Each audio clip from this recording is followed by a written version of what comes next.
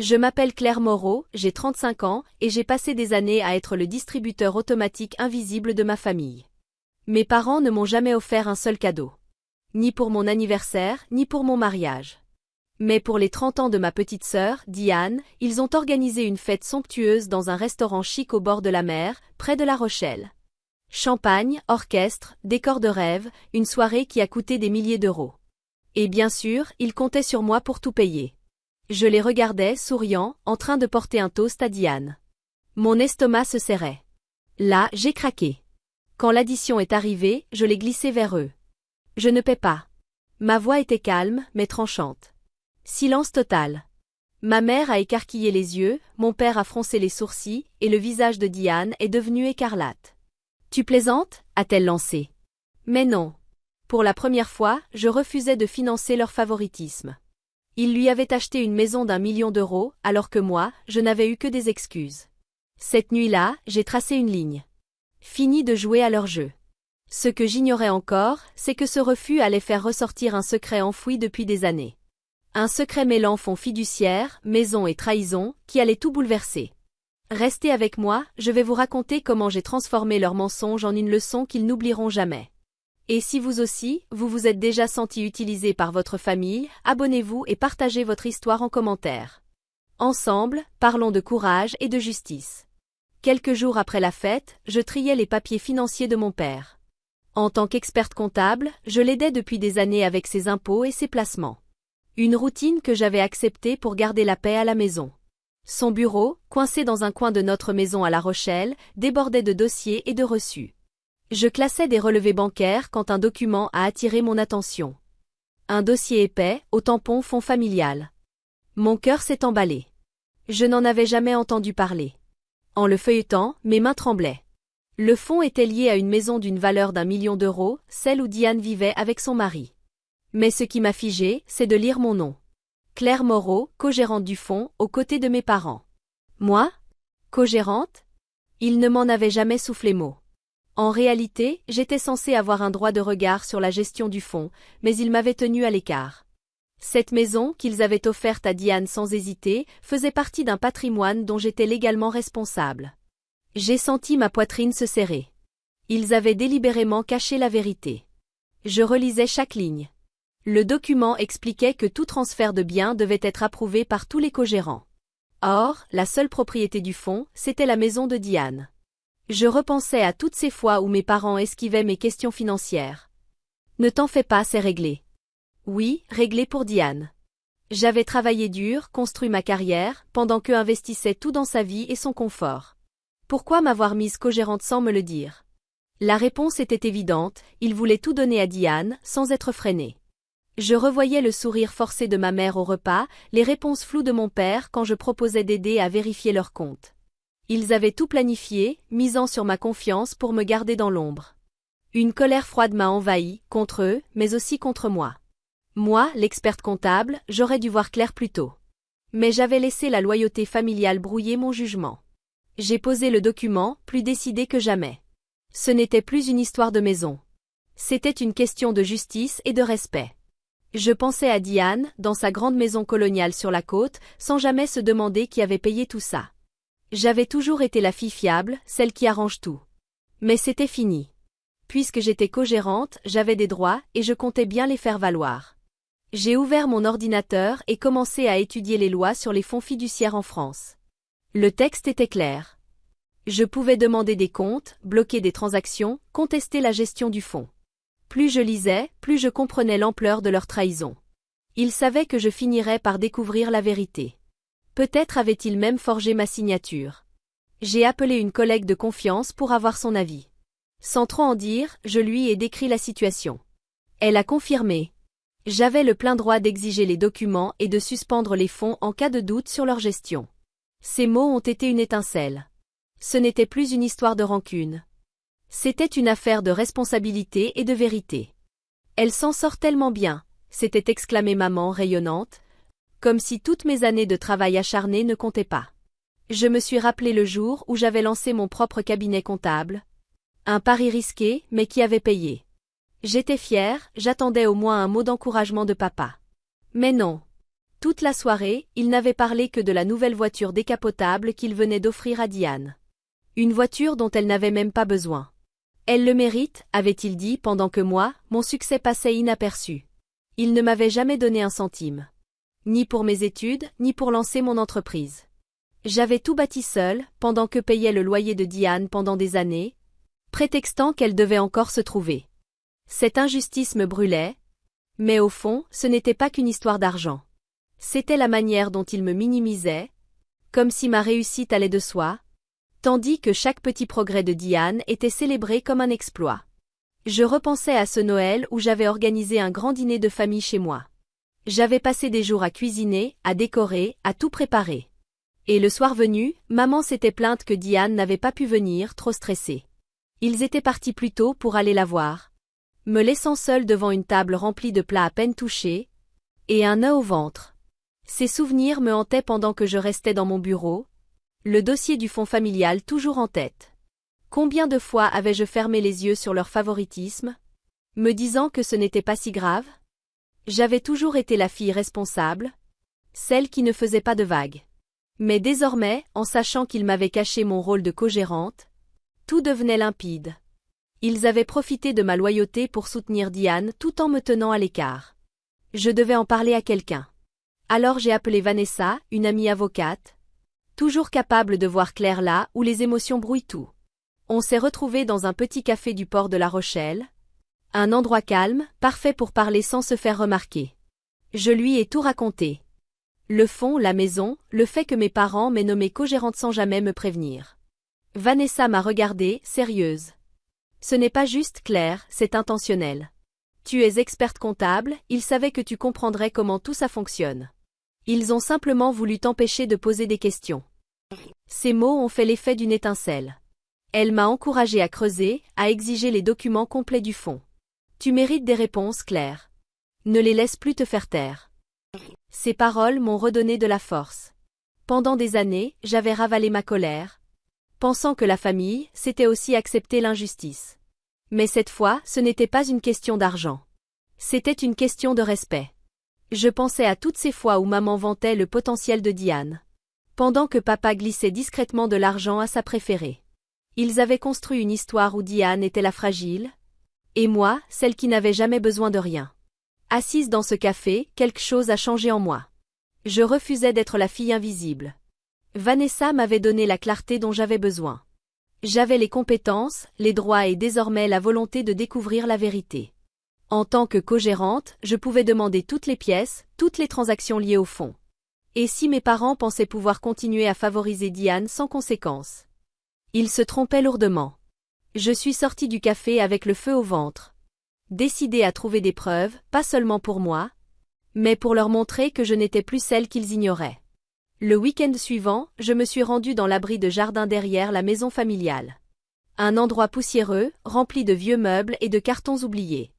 J'avais ce pressentiment, il y avait encore quelque chose à découvrir.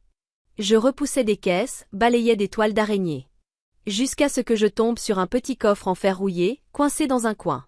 Lourd, solide, le genre de coffre qui cache quelque chose d'important. Le cœur battant, j'ai forcé la serrure avec un pied de biche. Les gonds ont cédé dans un grincement métallique. À l'intérieur, des papiers jaunis, des lettres, des factures, et un contrat plié, intitulé Fonds d'épargne, avec mon nom écrit dessus, de la main élégante de ma grand-mère, Mireille. Elle était morte des années plus tôt. Et j'ai compris, elle avait créé ce fonds pour moi, son aîné, pour m'aider à construire mon avenir. La somme était considérable, de quoi changer ma vie. Mais en feuilletant plus loin, mon cœur s'est effondré. Parmi les papiers, un document indiquait que mes parents avaient transféré cet argent, celui de ma grand-mère, pour acheter la maison de Diane. Le contrat était limpide. Les fonds destinés à mon avenir avaient servi à payer sa demeure, sans mon accord. Je suis restée assise sur le sol du cabanon, les papiers serrés dans les mains, le souffle court. Ma grand-mère avait voulu me donner une chance, et mes parents me l'avaient volée pour tout offrir à Diane. Puis j'ai lu une lettre adressée à moi. L'écriture fine de grand-mère. Ce fonds est pour tes rêves, pas pour les leurs.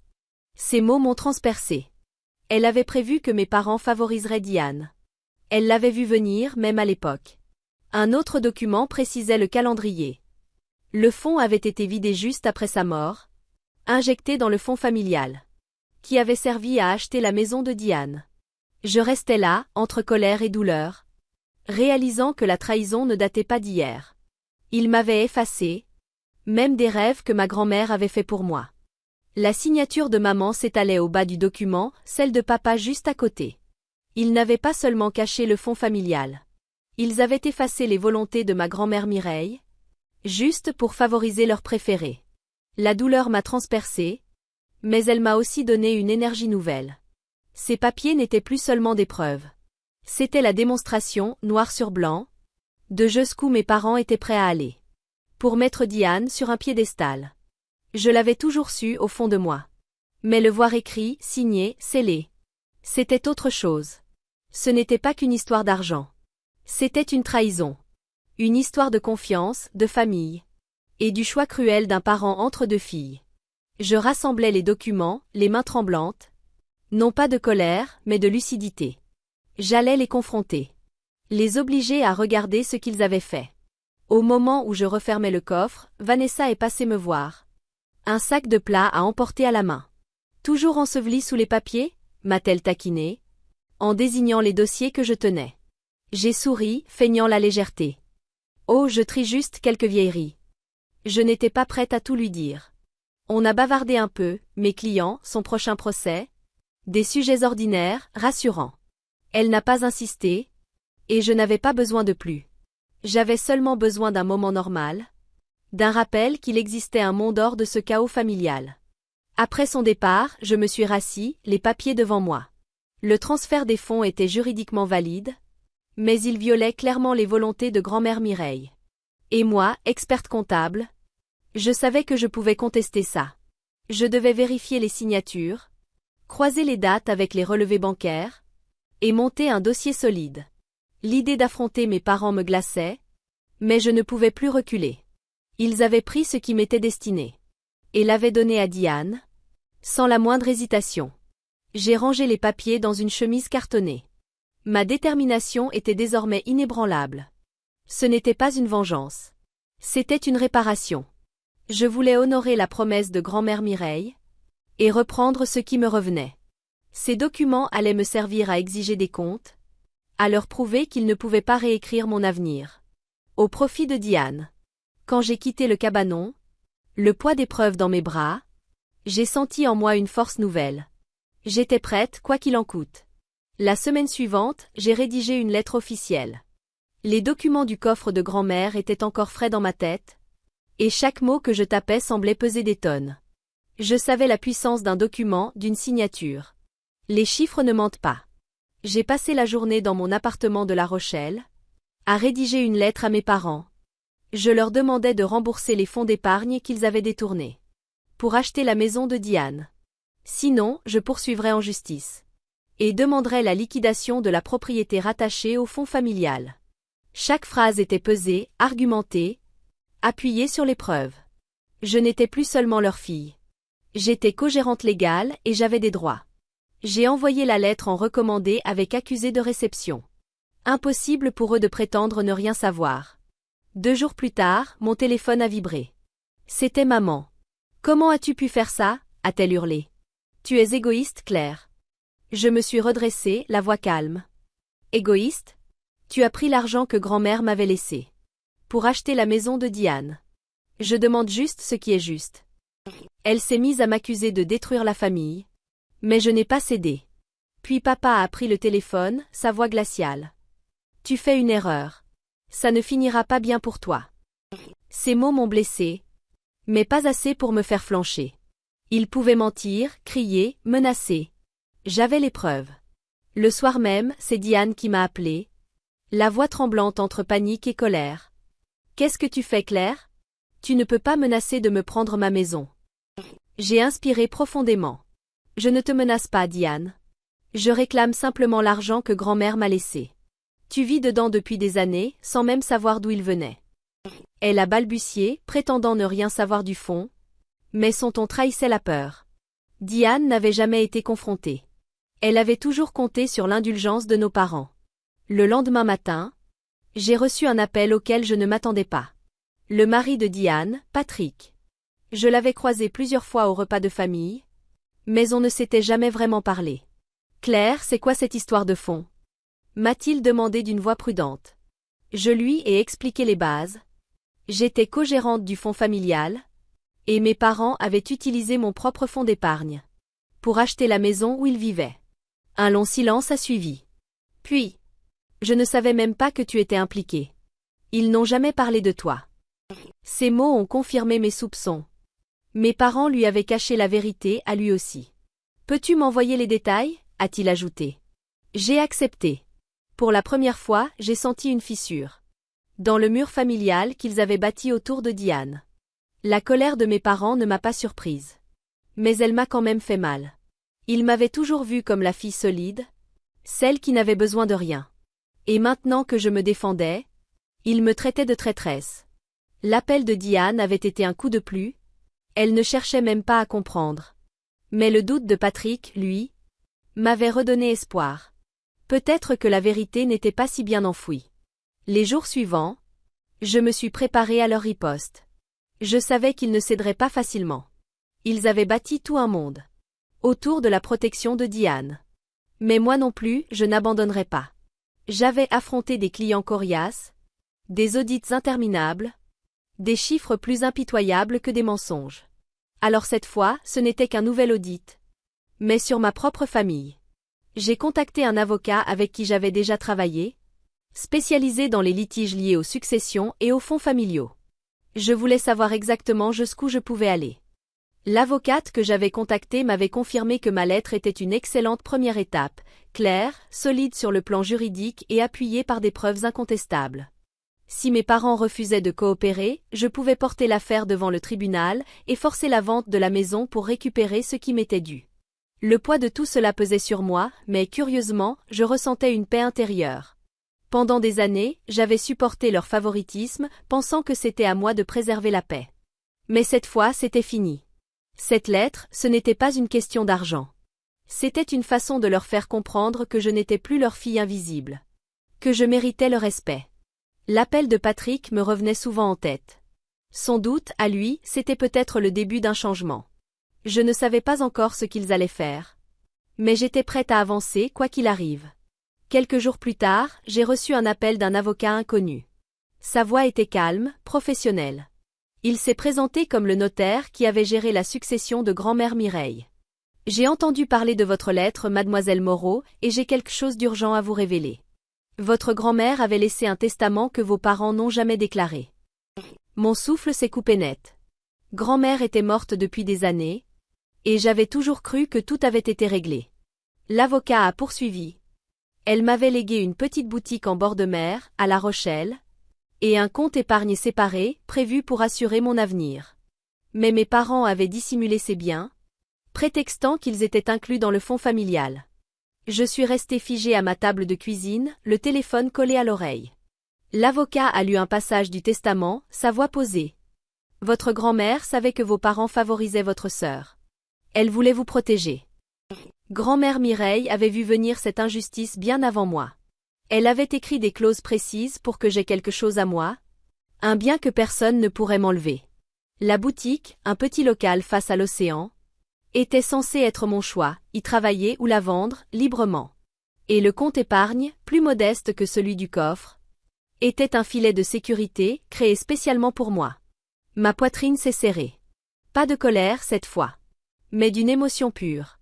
De l'amour. Celui qu'elle m'avait laissé en secret. Mes parents avaient enterré ce testament, comme ils avaient enterré le reste. Je remerciai le notaire d'une voix ferme, malgré le choc. Il promit de m'envoyer une copie officielle. Et me conseilla de faire valoir mes droits avec mon propre avocat. Quand j'ai raccroché, j'étais traversée d'un mélange de gratitude et de trahison. Grand-mère avait cru en moi. Elle m'avait vue, reconnue, quand mes parents, eux, m'avaient effacée. Mais leur secret, ils creusaient une blessure encore plus profonde. Encore une preuve qu'ils avaient choisi Diane, encore et toujours. Ce soir-là, on a frappé à ma porte. C'était Diane. Sans prévenir. Le visage rouge, les yeux brûlants. Elle a déboulé dans mon salon, furieuse. « Tu détruis notre famille avec ta lettre » cria-t-elle. Papa et maman ont tout fait pour nous et toi tu les punis. Je suis restée droite, appuyée contre le plan de travail. Pour nous? Non, Diane, pour toi. Ils ont caché le testament de grand-mère. Ils ont acheté ta maison avec mon argent. Ce n'est pas pour la famille, c'est une injustice. Elle a soufflé, agacée. Tu ne comprends pas, le fond est compliqué, il n'avait pas le choix. Mais sa voix s'est brisée. Et j'ai vu, l'espace d'un instant, le doute traverser son regard. Je n'ai pas crié. Je n'ai pas cherché à la convaincre. Tu as toujours tout eu, Diane. Mais maintenant, je refuse qu'il m'efface encore. Elle a voulu protester, prétendant que j'exagérais. Mais je l'ai coupé. J'ai des preuves. Le fonds d'épargne. Le testament. Tout. Ils m'ont menti. Elle est restée muette une seconde, puis a tourné les talons, claquant la porte derrière elle. Le silence m'a enveloppée. Mais il ne m'a pas pesé. Il m'a rassurée. Loin de me faire douter, cette scène m'a rendue plus forte. Le testament de grand-mère n'était pas juste un legs. C'était une main tendue à travers le temps. Une preuve qu'au moins une personne dans ma famille avait vu ma valeur. Je sortis mon ordinateur et commençai à tout classer. Le contrat d'épargne, l'accord de transfert, et maintenant, le testament. Tout devait être prêt pour ma prochaine rencontre avec l'avocate. Les secrets de mes parents, le déni de Diane, tout convergeait vers une confrontation inévitable. Je ne cherchais pas à briser la famille, mais je refusais de laisser le mensonge gagner. J'étais prête, armée de faits, et du regard bienveillant de ma grand-mère, que je sentais encore quelque part, veillant sur moi.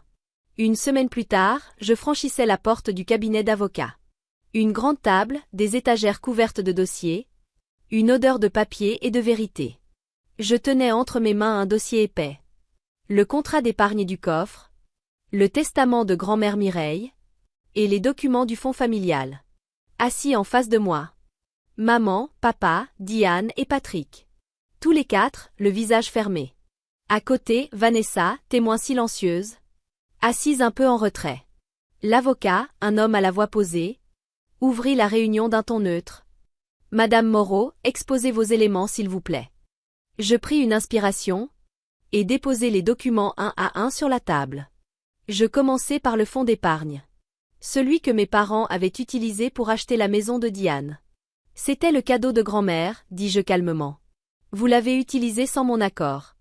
Puis je présentai le testament, celui qui mentionnait la boutique au bord de mer et le compte épargne caché. En tant que co-gérante du fonds, je n'ai jamais été informée de mon rôle, ni de ces biens qui m'étaient destinés. Ma voix restait posée, mais chaque mot portait du poids. Je terminai avec ma demande. Le remboursement des frais de gestion du fonds, avec effet rétroactif. Sinon, je demanderais la liquidation de la maison. Pour compenser les années de dissimulation. Le visage de maman se crispa. Tu es en train de nous détruire pour de l'argent. Dit-elle, les poings serrés. Nous avons fait ce qu'il fallait pour la famille. Papa se pencha à son tour. La voix glaciale mais maîtrisée. Tu as toujours été indépendante, Claire. Pourquoi ne peux-tu pas simplement laisser tomber? Je soutins son regard. Parce que ce n'est pas qu'une question d'argent. C'est une question de justice.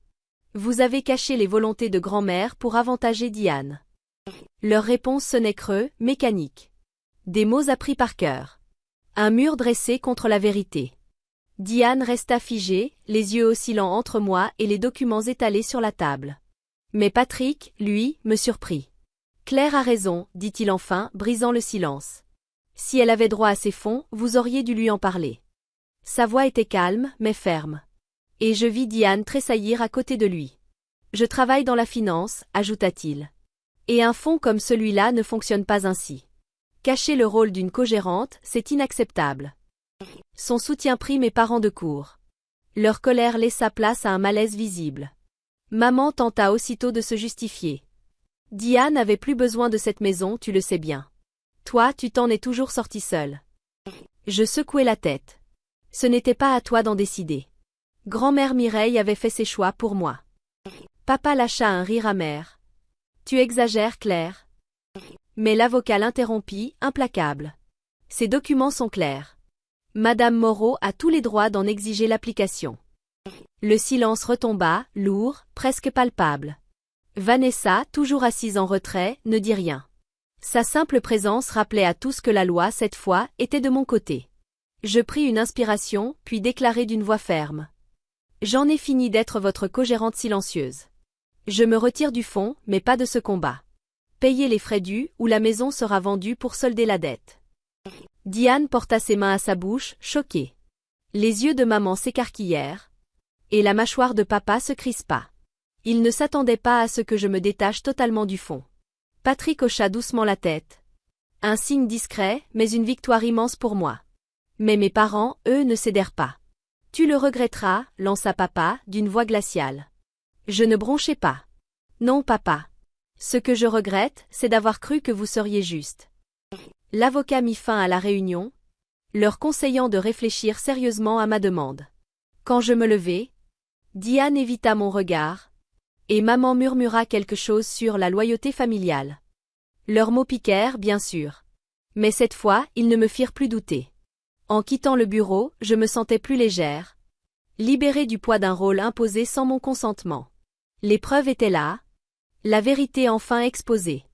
Et le soutien de Patrick avait fissuré leur façade d'unité. Je ne savais pas ce qu'il ferait ensuite, mais j'avais tenu bon. Et c'était suffisant pour l'instant. Quelques jours plus tard, je pris la route de La Rochelle, vers la petite boutique que grand-mère Mireille m'avait léguée. La devanture, un peu vieillie, se dressait face à la mer, simple, paisible, comme un symbole de son affection silencieuse. Je décidai de la vendre. Pas par vengeance, mais pour construire quelque chose de nouveau. La vente se conclut rapidement, et la somme récoltée me permit de créer mon propre fonds personnel, un point de départ vers une vie indépendante, loin de l'ombre de ma famille. Grâce à mes compétences de comptable, j'investis intelligemment, assurant ma stabilité à La Rochelle, libre, enfin, de vivre selon mes propres règles. Mes parents, eux, refusèrent toujours de régler les frais du fonds. L'avocat les avait pourtant prévenus. Mais ils s'accrochèrent à leurs excuses, jusqu'à ce que le fonds soit contraint de vendre la maison. La vente couvrit tout juste les dettes accumulées et les impôts dus. Le reste de leurs économies s'évapora. Maman et papa durent affronter les conséquences de leur propre choix. Et Diane, privée de sa maison, fut obligée de louer un petit appartement, de chercher un emploi stable, pour la première fois de sa vie. Je n'ai pas eu à me venger. La vérité s'est chargée de le faire à ma place. J'ai alors pris une décision simple. Rompre tout contact. Plus d'appels, plus de visites. J'ai bloqué le numéro de maman. Après son dernier message, où elle m'accusait d'avoir trahi la famille. Papa m'a envoyé une courte lettre, pleine de reproches. Je ne lui ai pas répondu. Quant à Diane, elle n'a jamais repris contact. Et honnêtement, je n'attendais plus rien d'elle. Tourner la page n'a pas été facile. Les liens du sang laissent des traces, même quand ils blessent. Mais c'était nécessaire. Le soi-disant cadeau empoisonné de la vie, ce n'était pas la maison perdue, c'était la leçon. En favorisant Diane, mes parents ont perdu bien plus qu'une propriété. Ils ont perdu leur équilibre, leur crédibilité, et moi. Je n'ai ressenti ni joie ni triomphe en les voyant tomber. Seulement du soulagement. Celui d'avoir repris ce qui m'appartenait. Ma valeur, ma voix, ma liberté. L'héritage de grand-mère Mireille, sa boutique, son testament, son amour, m'a donné la force de me libérer. De ne plus mendier la reconnaissance. De me choisir moi. Cette histoire m'a appris une vérité dure, mais essentielle. Ne laisse jamais l'injustice familiale définir ta valeur. Protège tes droits. Mets des limites. Et n'aie jamais peur de couper les liens toxiques. J'ai passé des années invisibles. Aujourd'hui j'existe. Et j'avance. Sur la côte calme de La Rochelle, je reconstruis ma vie, libre du poids du passé, et enfin en paix.